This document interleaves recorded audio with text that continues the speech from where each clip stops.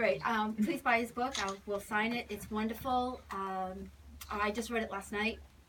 I've been reading it. I mean, my daughter read the story to me this morning. I'm sorry, on the way to school. It's very serious. Thank you. Julie asked how I started running. I started running in March 28th was my first run. I remember that because I remember it was a week before my birthday. And right around my birthday, I always do something. People do it September, people do it the first of the year. I do it my birthday. I was sick and tired of being sick and tired. I was fat. I was a size 14, 15 jeans, and at that time they were big because now you wear a size 1 and they're little. You know what I mean? They're just so different. I got a neoprene belt. I put sweatshirts on, I put jeans. I bought a book, Ken Cooper's, and I looked up jogging. You burn the most calories, 3,500 calories if you run like goodness knows how long. But I knew if you ran an hour, I would burn 700 calories. And if I ran 3 hours that day, I would burn a lot of calories. I only made it 1 hour. I wore my most comfortable pair of shoes, which was earth shoes. They had the negative heel. I ran in the cemetery, in the Quincy Cemetery. It's a loop. So I did a loop on the outskirts. And after about, 6.5 loops, so it's almost 7 loops, the cop car came up and slowed down and put down his window.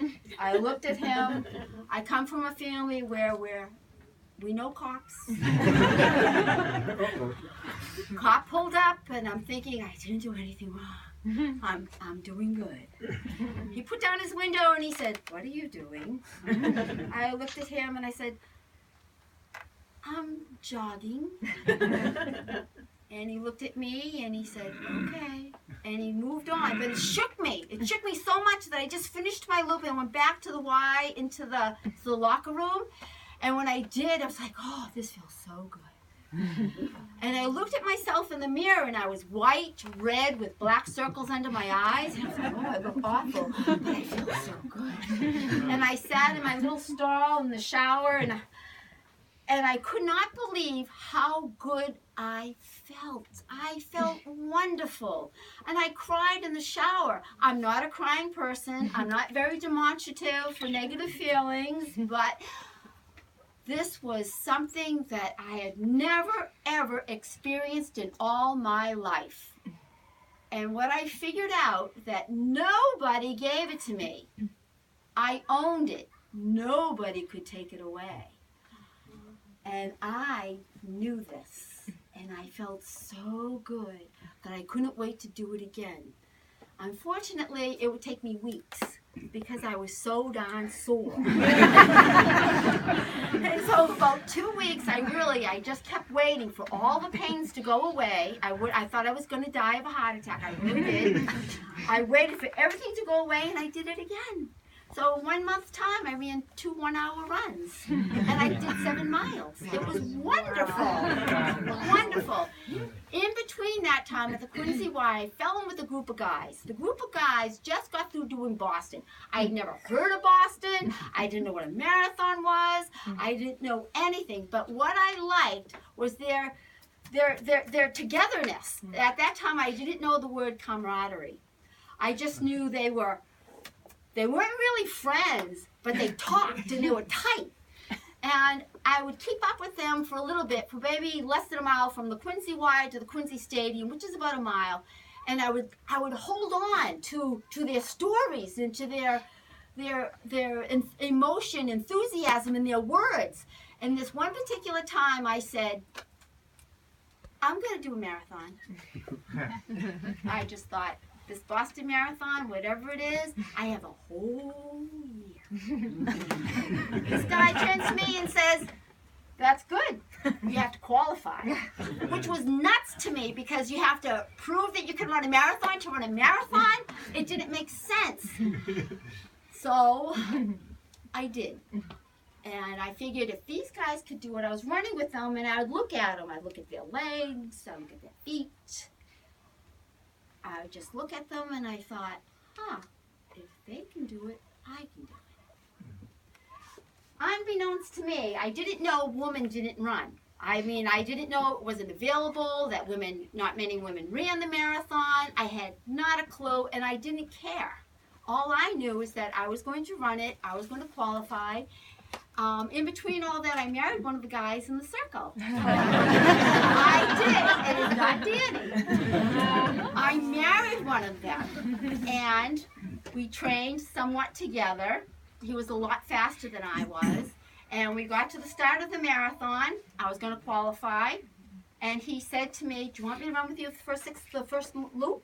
No, you go ahead. I don't want to keep you. You go ahead. I'll be fine. He said, are you sure? I said, I'm fine. Go ahead. Go along. So he did. He went along. I went along. I didn't know. It took me 5 years to figure out the Newport, Rhode Island Marathon is a loop course. It really did. 3 loops. I had no idea. I went around, which I didn't know as I was going around, but I was just running. And all I knew that the more it hurt, the harder I was going to run. That's all I knew. The day before the marathon, because I thought I was going to run so hard that I was going to die, I went down to my mother's house to see the kids. There was only one child home, the youngest, Maureen. They look alike. Maureen, she was 7 years old at the time, and I went over to her and I hugged her, and she says, what are you doing? We're not a demonstrative family. So I was hugging her and I said, Maureen, I'm going to go to Rhode Island and I'm going to do a marathon. And the same thing, what's that? I said, oh, it's 26 miles. What are you going to do that for? I don't know, I just have to. And I may die. I really did. I thought I was going to die of a heart attack. But you know what? I didn't care. Because the feeling was so good. Started the race, it went off. I'm in the race. I finished the race and I hear, here comes Patti. Patti from Quincy, Massachusetts. I cross the line, I finish, I go into the locker room, and I can't believe it, and I'm dying. I'm dying. This whole time I'm dying for a cigarette. I was just wanting to feel good. I wasn't looking to change my health. I wasn't wanting to be #1 or fast or anything. I was looking to be skinny legs. That's all I wanted. I just wanted skinny legs. And Dr. Ken Cooper said if I ran, I would burn 700 calories an hour. All I was interested in. After I finished and I won, prior to that, coming through the running chute, who do I see? I see my husband at the time. And he said, I tap him. I go, oh, how did you do? And he looked at me and he said, did you finish? Did you do the whole course? I said, yeah, I finished. What'd you do? He said, oh, I did a 2:53. Oh, gosh, I did a 2:53:40. If I knew you were there, I would have beat you. I know, true. We were divorced. Really? I missed Boston that year, went back to Newport, qualified again, missed Boston again, went back to Newport, qualified again, went to Boston, injured, but that doesn't matter because I did great. I got a PR, finished second, went back to Newport, qualified again. Wow. Tell us about breaking 2:30. That was a real goal. It didn't go great. Yes, 2:30. Oh, that was wicked. Okay, Jackie Garreau beat me. And for the second time I got beat. Johnny beat me the first year, Jackie beat me the second year, and I didn't know she was in the lead. I didn't know she was in the lead until Kenmore Square. And I saw at Kenmore Square, which is the worst hill in the whole race, you go up this overpass, and it's a bear. And I see these yellow shorts. Bob Regan, master runner, said to me a while before that, he says, yellow shorts, she's up there. And I'm thinking, what is he talking about, yellow shorts? And then I see it, and I see these little arms go boop, boop, boop, and I knew it was a girl. And so I'm racing, and I got second again, and I was like, darn. Come to find out, her manager was there, and he says, you really want to beat her, don't you? And I said, yes, I want to race her again. He says, I'm putting together the Montreal Marathon. Come. So, okay, I go. I'm training like crazy from April to September. I do every road race you could possibly find, and I beat everybody.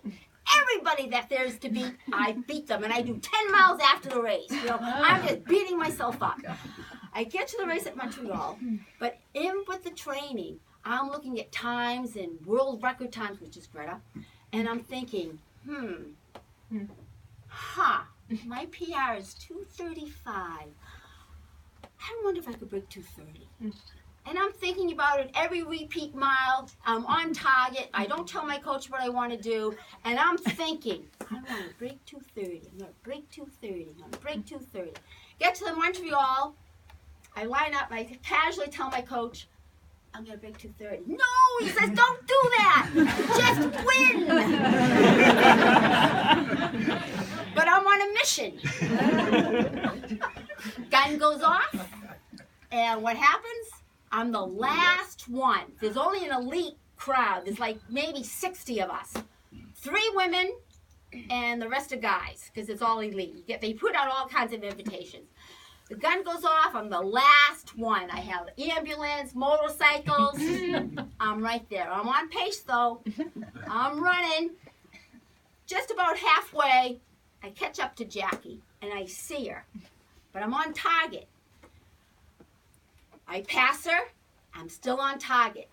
I'm running just a tad. 2:30, 2:29, 2:30, 2:29. Doesn't matter because I'm just going to widen this gap. And I run like the dickens until 20 miles. A lot of times people, they hit the wall at 20, right? They go, I was doing great until 18. I was doing great until 22. No, I was doing great until 20. I didn't hit the wall. I like the wave. I'll ride a crowd. So if I know if there's certain people or a crowd at a certain area in a race or it's really crowded, I'll use that to my advantage and I'll ride it. Well, I was riding the wave. It was great. At the Montreal Marathon, there's an island. They don't let anybody on it.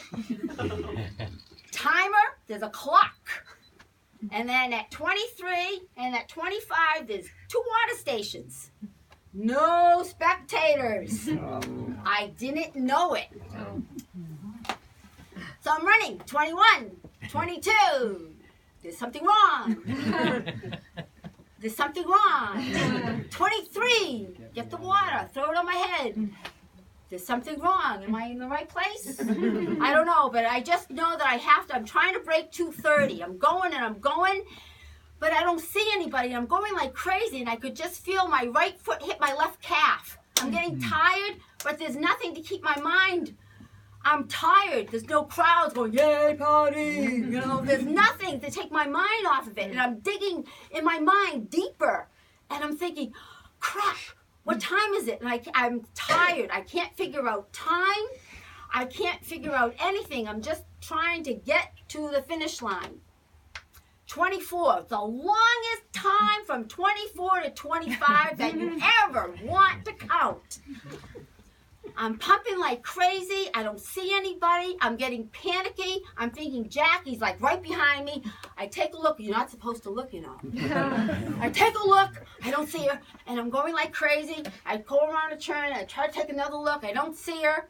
I get to 25. I get to 25 and a half. I get to 25 and 3/4. And all of a sudden, there's people. Yay, first woman. And I sprint like crazy, and I see the clock, but I can't make out the numbers. Little did I know I was nearsighted. I can't make out the numbers, so I'm sprinting like crazy, and I end up 2:30, 50 something. No. I cross the line. I'm ecstatic. Then I turn around, and Jackie comes. I'm crying. She cries. We hug, because she knows I've been thinking about her since Boston to beat her. I've been beating her all the time, but I beat her at this marathon. I'm mad as all get out. I didn't break 2:30.